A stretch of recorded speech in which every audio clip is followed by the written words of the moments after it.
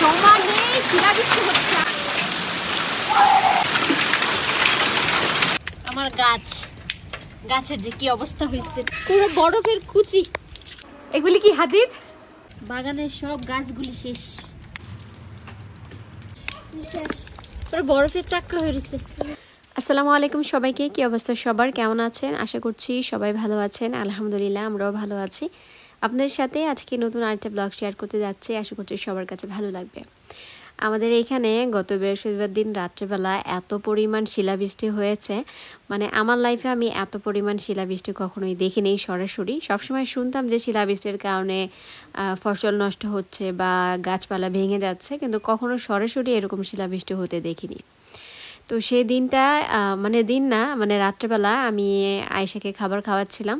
তো ওকে খাওয়ানোর পরে আমি খেতে বসছি, তো হঠাৎ করে বাহিরে অনেক পরিমাণ বিদ্যুৎ চমকাচ্ছিল। তো সেদিন আবার সারাদিনই বৃষ্টি হয়েছিল। পরে ভাবলাম যে মনে হয় রাত্রেবেলাও বৃষ্টি হবে, সেই জন্য আকাশে এরকম বিদ্যুৎ চমকাচ্ছে আর বিকট শব্দ হচ্ছিল।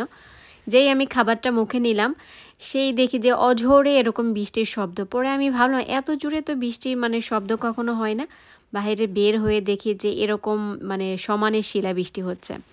তো এক পর্যায়ে অনেক বেশি আনন্দও লেগেছিল, কিন্তু তারপরে মাঝে মধ্যে এমনভাবে বিদ্যুৎ চমকাচ্ছিল, আমি আর আমার বাচ্চারা যেহেতু বাসায় একা ছিলাম একটু ভয়ও পেয়েছিলাম, কারণ এরকম সিচুয়েশনে আসলে কখনো পড়িনি। আমাদের রাস্তাঘাট বাগান সব কিছু একদম সাদা হয়ে যাচ্ছিল, আর বরফের কুচিগুলো একদম এক সাইজের, এক সমান সবগুলো দেখাচ্ছিল।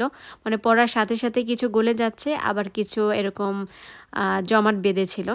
তো বৃষ্টি পড়ার পরে আমি একটু সাহস করে বাহিরে বের হয়েছি, তো দেখার জন্য যে আসলে শিলাবৃষ্টিটা পড়ে আমার কী কী নষ্ট হয়েছে। তো বাহিরে আসার পরে এত পরিমাণ খারাপ লাগছিল যে আমার নতুন কিছু চারা আমি দিয়েছিলাম হওয়ার জন্য, বেগুনের চারা আর মরিচের চারা, তো সেইগুলোর উপরে এমনভাবে শিলাবৃষ্টি পড়েছে প্রত্যেকটা চারাই কেমন যেন নষ্ট হয়ে গেছে। আর পুরো মাঠ ঘাট, আপনার পার্কিংয়ের জায়গা, আমাদের আশেপাশের সব কিছু এমন সাদা হয়ে আছে, মনে হয় যে কিছুক্ষণ আগে স্নো পড়েছে। তো শিলাবৃষ্টি আমি আগে যখন ছোটোবেলা নানু বাড়িতে যেতাম, তো বৈশাখ মাসে নর্মালি ঝড় বৃষ্টি তো হয়, কিন্তু আমাদের ইটালিতে যে এখন এই সিজনটাতে এরকম বৃষ্টি হবে বা এরকম শিলাবৃষ্টি হবে আসলে আমরা কখনো কল্পনাও করতে পারিনি। নর্মালি যখন শিলাবৃষ্টি হয় একদম কয়েক সেকেন্ডের জন্য হয়, হওয়ার পরে সাথে সাথে শিলাগুলো গলে যায়, কিন্তু এইগুলো মনে হচ্ছে যে কেউ পিস পিস করে কেটে সমপরিমাণ আকাশ থেকে কেউ নিক্ষেপ করছে আর কি।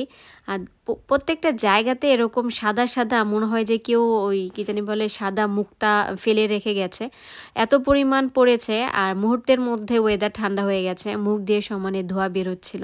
শিলাবৃষ্টিটা যখন হচ্ছিল একটু ভয়ও লাগছিল, আবার একটু আনন্দও কাজ করছিল, কারণ এরকম সচরাচর তো আর শিলাবৃষ্টি হয় না। কিন্তু শিলাবৃষ্টি একদম আমার বাগানটাকে একদম বরবাদ করে দিয়ে গেছে।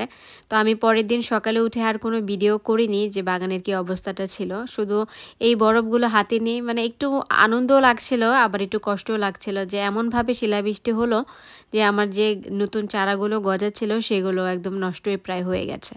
আমার কাছে যে মনে হচ্ছে যে এবছরে আর গাছপালা লাগাতেই পারবো না, কোনো গাছপালাই হবে না, কারণ এত পরিমাণ ঠান্ডা পড়ে, আবার কয়েকদিন ওয়েদার ভালো হয়, আবার বৃষ্টি পড়ে, এই ওয়েদারে গাছপালা লাগিয়ে একটা দোটানার মধ্যে পড়ে গেছি।